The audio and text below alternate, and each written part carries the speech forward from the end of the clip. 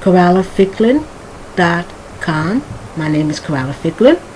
So it's Corralla, C-A-R-R-A-L-A, Ficklin, F as in food, I-C-K-L-I-N.com.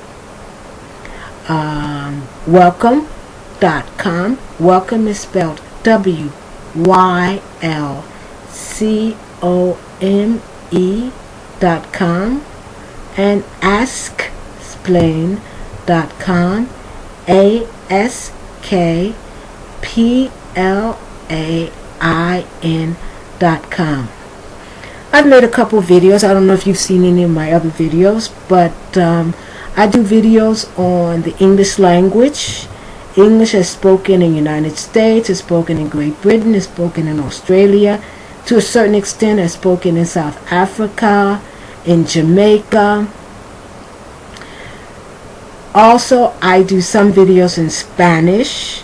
I'm an English speaker, but I've been studying Spanish for many years, and I have curiosity, and I'm very curious about not just speaking the language, but also comparing the two languages, because one is a Latin-based language, Spanish, which has more in common with French, but has more in common with Italian or Portuguese, versus English, although English has a lot of Latin-based words.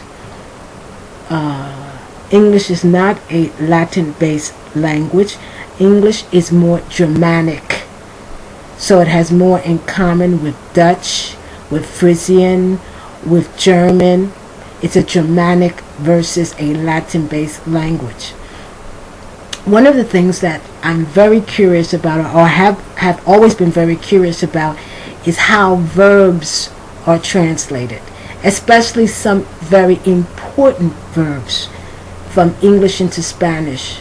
Because a lot of times where in English you might have one word and it means a lot of different things, that same word, depending on its definition and meaning, when it's translated, it has an entirely different set of words in, let's say, in Spanish or in French.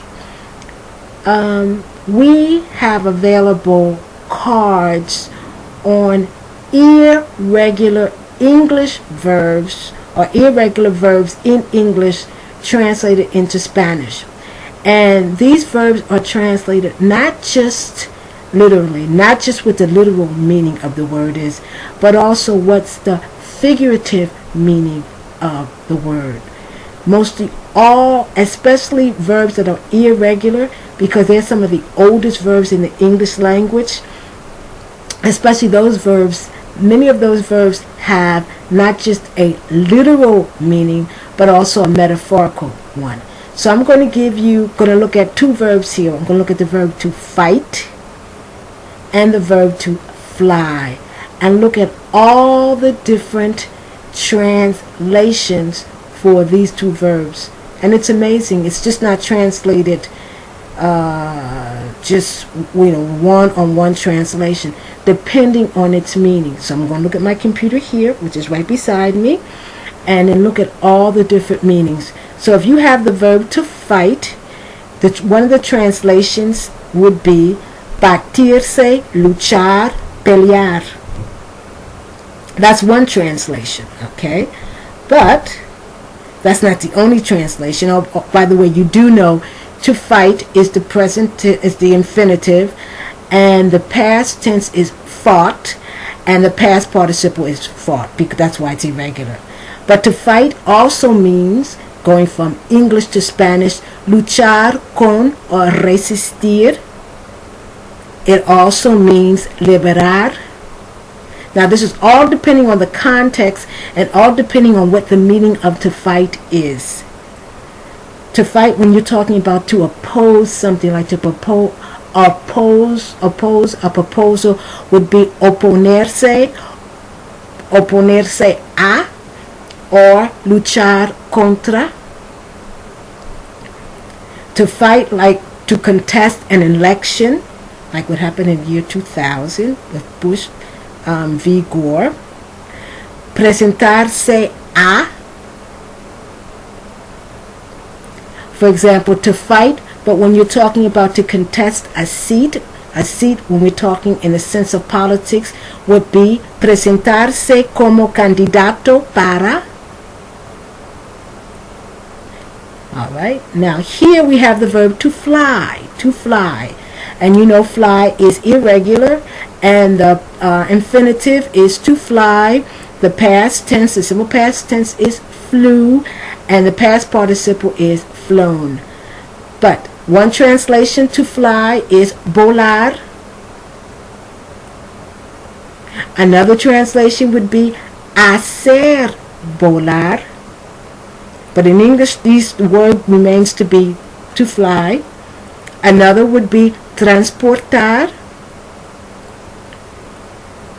Another would be to fly, would be correr or ir. Volar or pilotar in avión or in aviones. Pasar volando.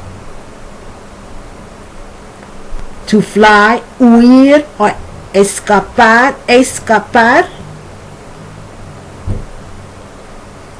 Recorrer en avión.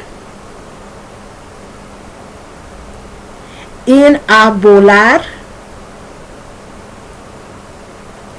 And here we're talking about to fly, but in the sense of to fly away would be irse volando. Let me just give you one more verb. To fling, and we know the past tense of to fling is flung, and the past participle is flung. And one translation would be lanzar, tirar, arrojar, aventar. Okay, and for now that'll be it. We'll look at more verbs and look at more translations in other videos. Okay, thank you very much. This is Coralla Ficklin at CorallaFicklin.com, at Askplain.com, or welcome.com. Thank you.